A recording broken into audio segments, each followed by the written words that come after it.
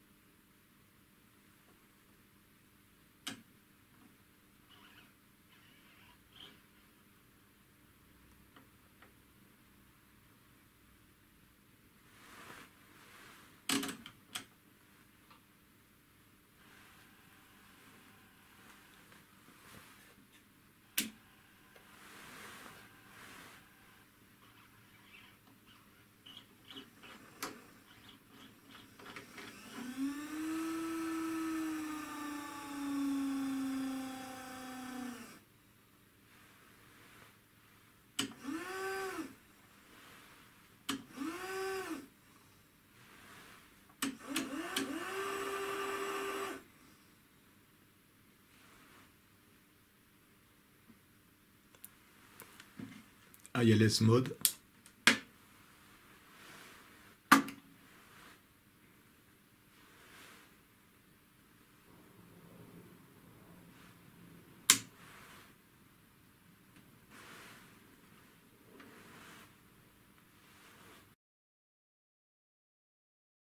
Hi, this is a large packet from Bucher in Germany. So the weight of this thing is 14 kilos. So let's open this packet.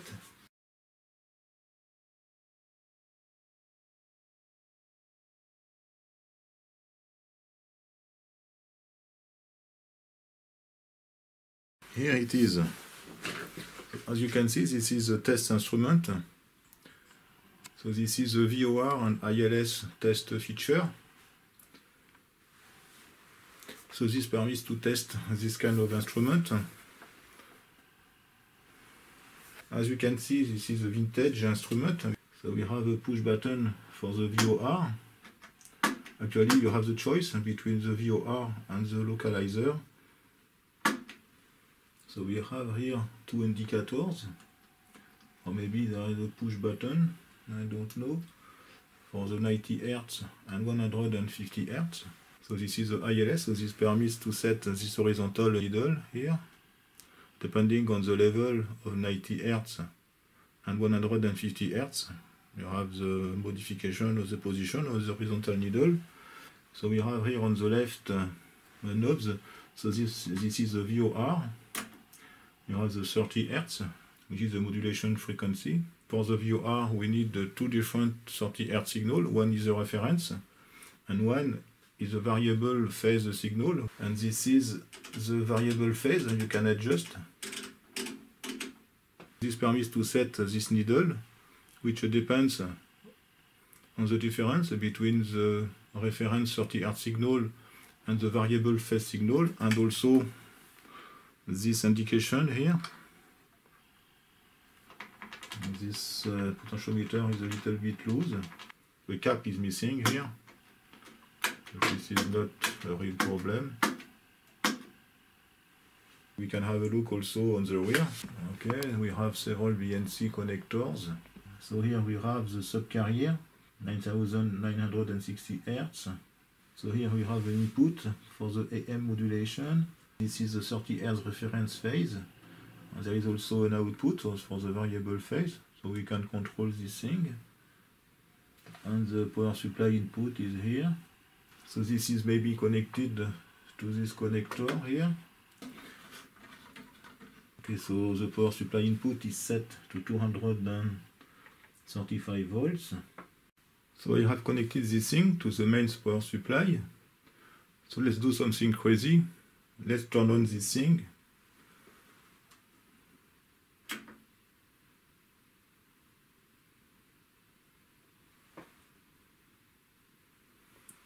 Okay. So we don't have anything on the display here.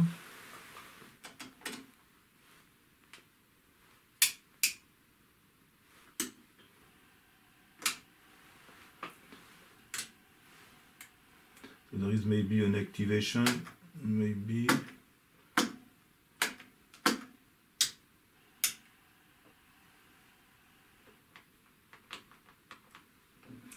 Okay, so probably this thing doesn't work.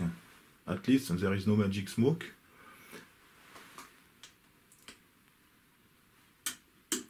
So I think we need to see what is inside.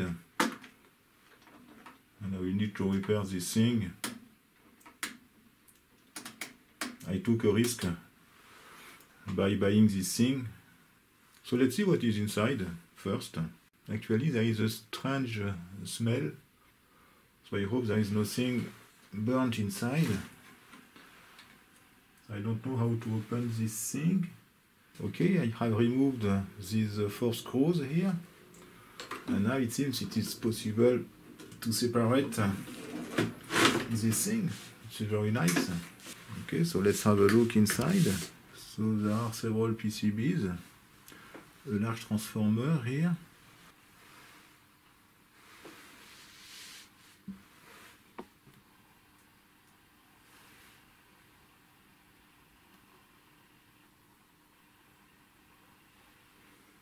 There is a small digital board here with some classic 74 series, 92 here, 161, so these are counters. In order to get access to the bottom side, I think we need to remove this top unit here.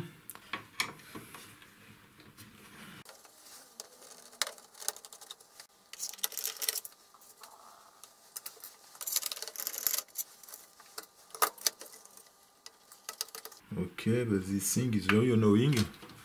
We have several coaxial cables here, or shielded cables. This is very annoying, actually. But we can see we have several boards. The boards can be removed. After a few seconds, there is something very warm on this area here. You can feel the heat. So I will check the voltage across the capacitor here. It should be the high voltage for the Nixie tube.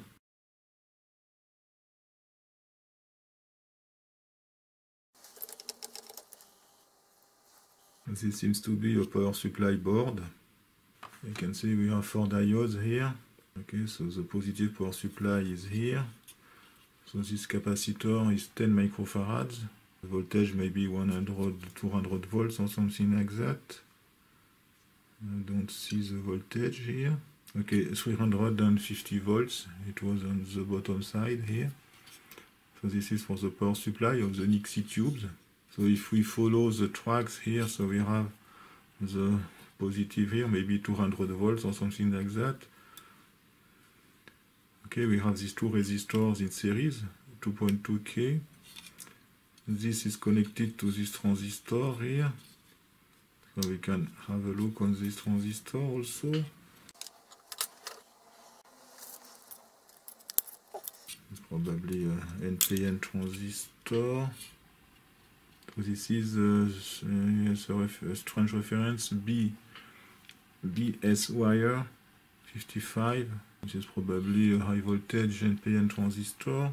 So the base is here. So we have a resistor. Yes, which is connected to these resistors here. Yes, and we have a kind of differential amplifier made with this transistor here.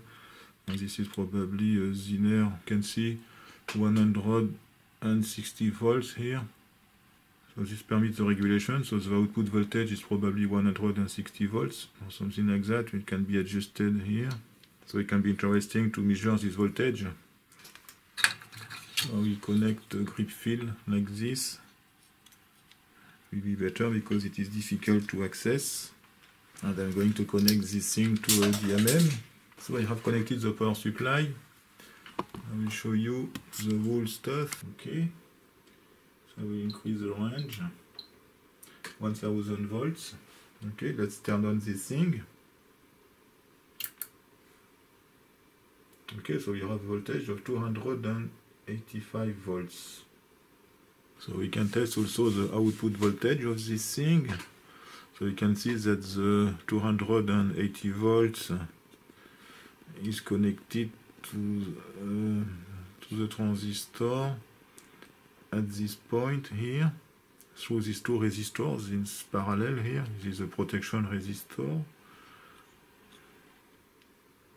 and the output is obviously this line here.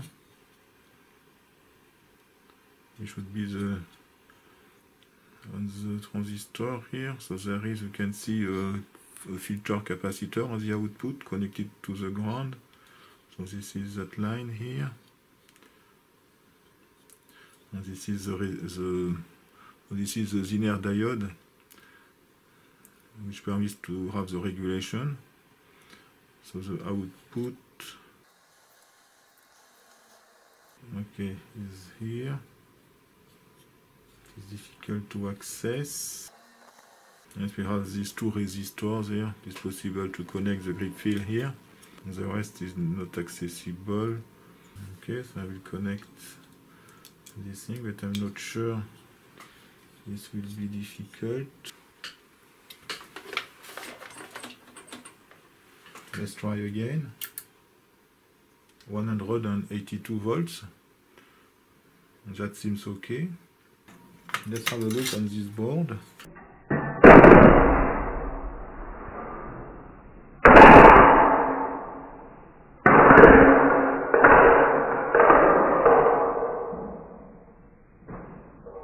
Oops.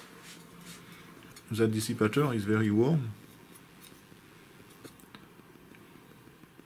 So I don't know the purpose of this board. So this is a 2N5296. We have some tantalum capacitor probably here. And this is BSY52, and we have an IC. Okay, this is a 723, so this is a linear regulator. And we can see that this transistor actually is connected externally. It is not connected to the board itself. So actually we have something, but we need effectively to be in this configuration, VOR.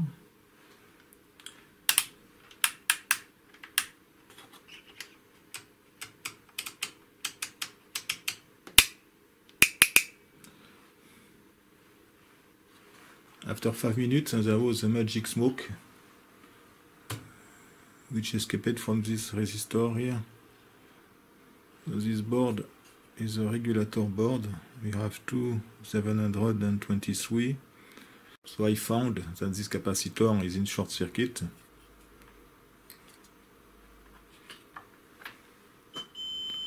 The resistance is 100 milliohm, so it's totally short circuited.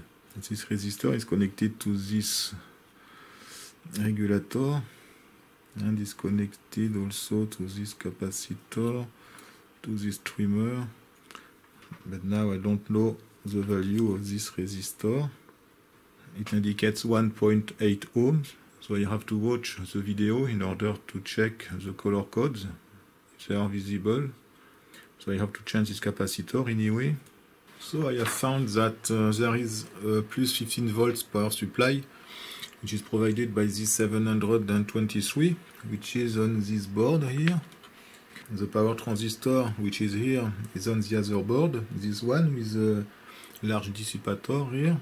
This is why this resistor has burnt, and this transistor is very warm. This is this transistor, and we can see that there is a delamination of the FR4 here, but this transistor is still alive. As you can see, it is connected to 3 terminals of this edge connector, and it is connected to the board with the 723. So unfortunately, I didn't find the short circuit. I have removed all the boards. We have here 4 or 5 boards which can be removed. They are also with edge connectors, and there are also here several boards on this side here. So I have connected the power supply here. So this is this power supply here. So the voltage is set to 1 volt approximately. So I will apply a voltage of 1 volt on the plus 15 volt line, and I will increase the current, and maybe I can see something. For the moment the current is 0.5 amp. Okay, there is still a short circuit. I will increase the current with 4 amp. I have 0.6 volts. It is also the case. Okay, now I have 0.3 volts. So there is a small additional resistance, 7 amp with 1 volt. This is very strange. Okay, I will try to use my thermal camera here. So I will apply 3 volts to the power supply line, and I will see if there is something hot. You can see that we have here. Yes, it is this line here.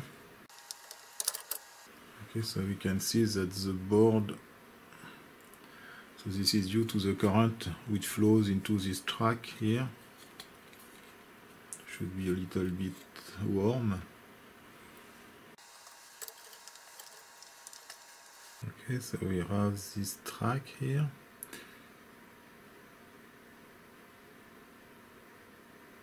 The temperature is 70 degrees or something like that. That it seems that this is the only hot point. It is very strange. So actually this line seems connected to the ground. I suppose that this thing is a negative power supply. So actually what seems to be the ground was actually the output, which is negative on this line. And this is the ground actually, because there is a large track between this line here on this side. And the track is quite large, and there is this grey wire which quite large also is connected to the negative of the big capacitor here, and this seems to be connected to the ground. This is probably a positive power supply but floating, but the output is connected to the ground in order to have a negative power supply. Okay, I have removed all these 4 boards, 5 boards even, 5 boards, and it seems that the short circuit disappeared. So I'm going to connect the continuity tester between the ground and what is supposed to be the minus 15 volts. Okay, so for the moment I have a resistance of 634 ohms. Okay, I will insert the board one by one. So maybe one board is faulty. But it was this one actually.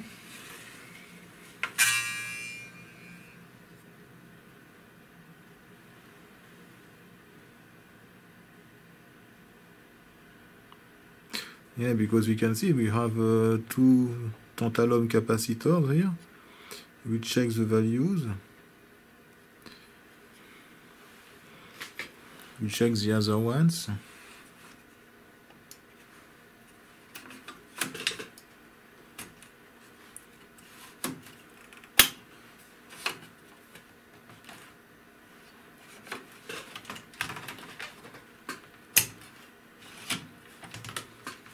Okay, so it seems that maybe we have a faulty capacitor here. We can see that this thing has been repaired. There are some bad residues of flux.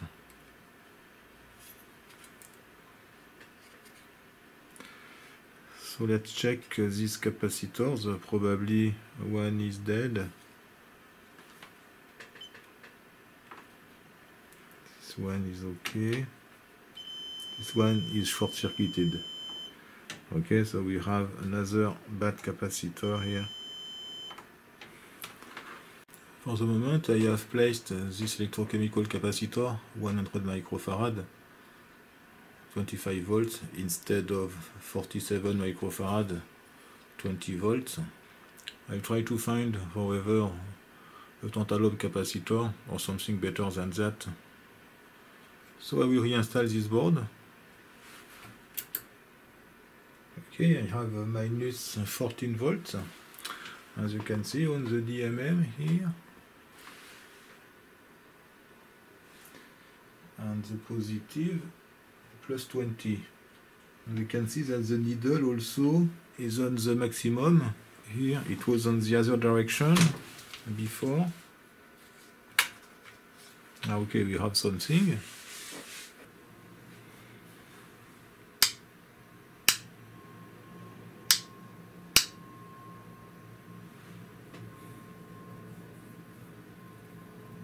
it seems that the positive power supply is a little bit high.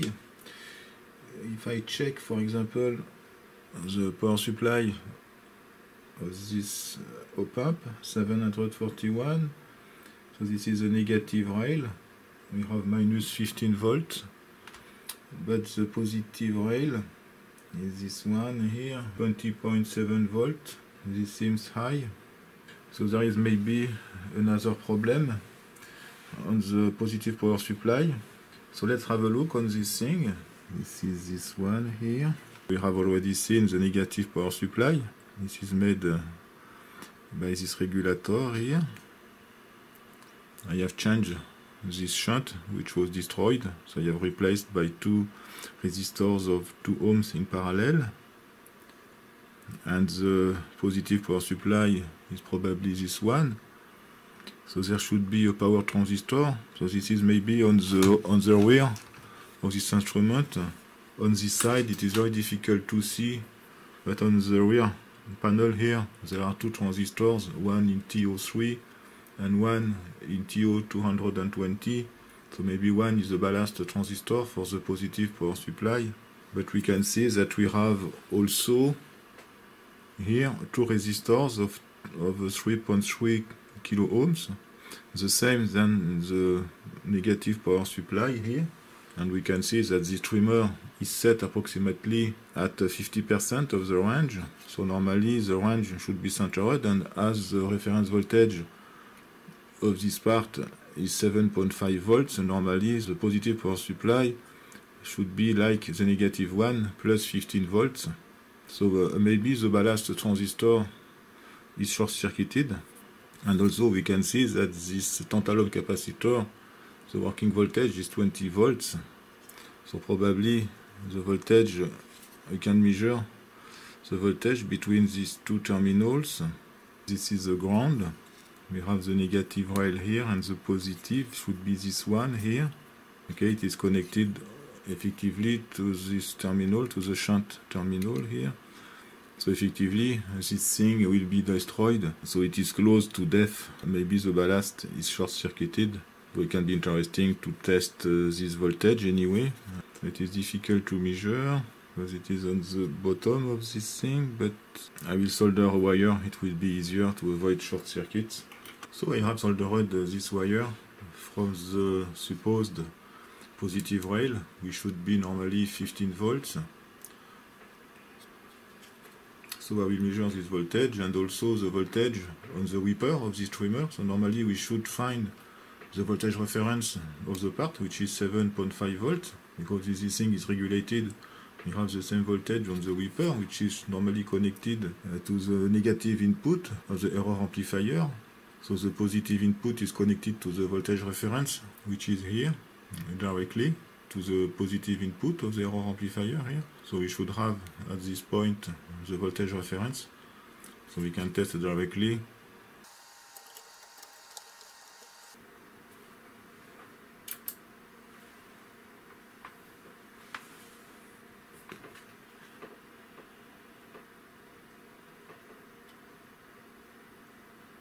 So we have effectively 20.5 volts. So this is not good at all. So let's have a look on the whipper. That's strange. We have 11 volts. So this thing is not regulated. So probably the output transistor is short-circuited. So we need to find this transistor.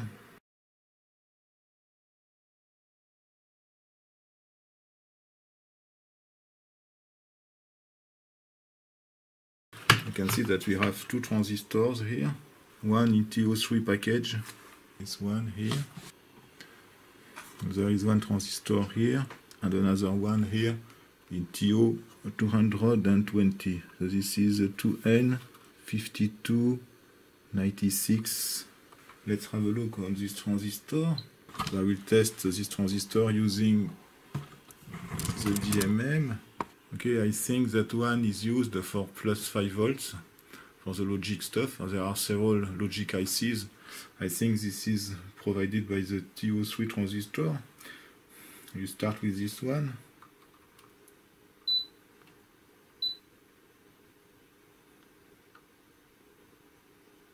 Okay.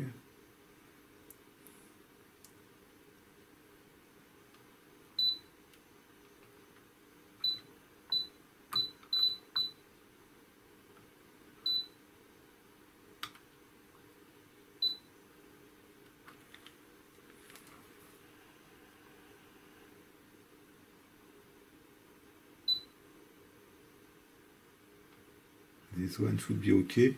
Let's check the other one. And you can see that also the assembly, the soldering of this transistor is not the best. So you can see the soldering of this transistor, so there is no insulators. So the solderings are very closed here, for example.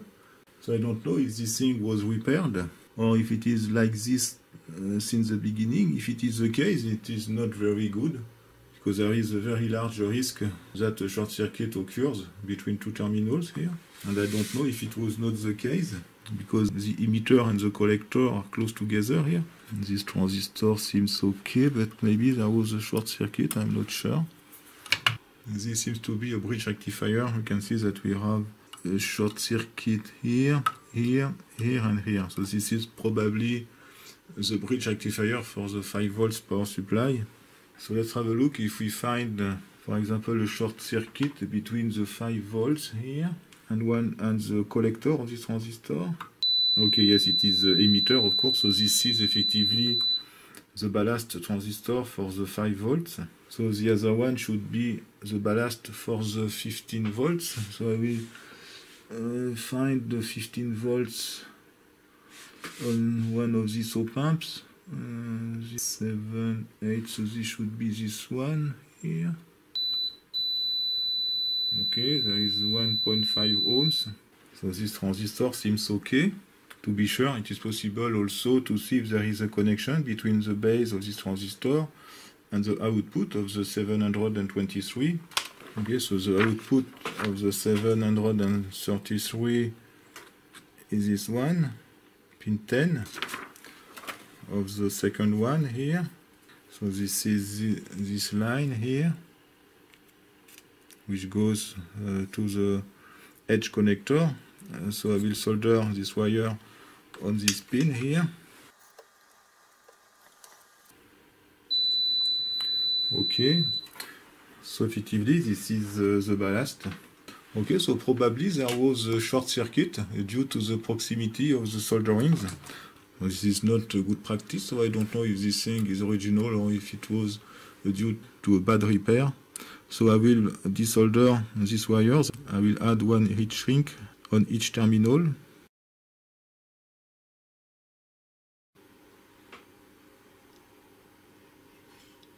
So let's check the positive power supply now.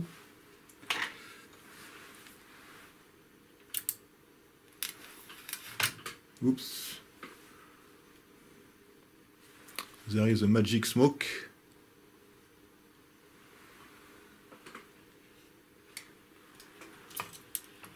Ah, okay, this is my fault. I forgot to remove this wire. I was so close to the end. Okay, so I have destroyed probably at least this regulator. I hope it is the only thing. You can see. Unfortunately, I don't have any 723 in my stock. I will use the 15 volts regulator, a classic, like this one, in TO220. So actually, I will just replace the ballast transistor with the regulator. So the collector will be exchanged with the input of the regulator, the emitter with the output. There will be the current limit shunt resistor, which will be in series, but this is not a big problem. There will be 1 ohm in series with the output.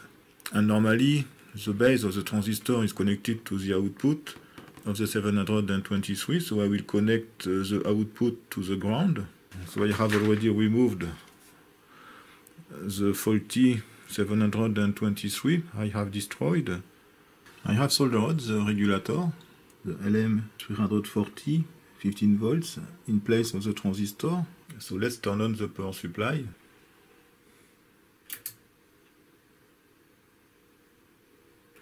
Okay, so let's have a look on the power supplies now. -14 plus 15. This is better. And we must be careful also because yesterday I had the surprise when I touch the main switch, which is here. I was electrocuted, but this is not also a good design to place the switch here. It is closed to this thing, and when you make a measurement you can touch. It is what happened yesterday. It should be better to place on the rear of the instrument here and to add a metallic rod in order to have the mechanical link. That's the end for this first part. Next time we will see the signals which are generated by this instrument. We will see also how an indicator like this one works, and we will do also a teardown of this one. Thank you for watching this video and see you next time. Bye bye.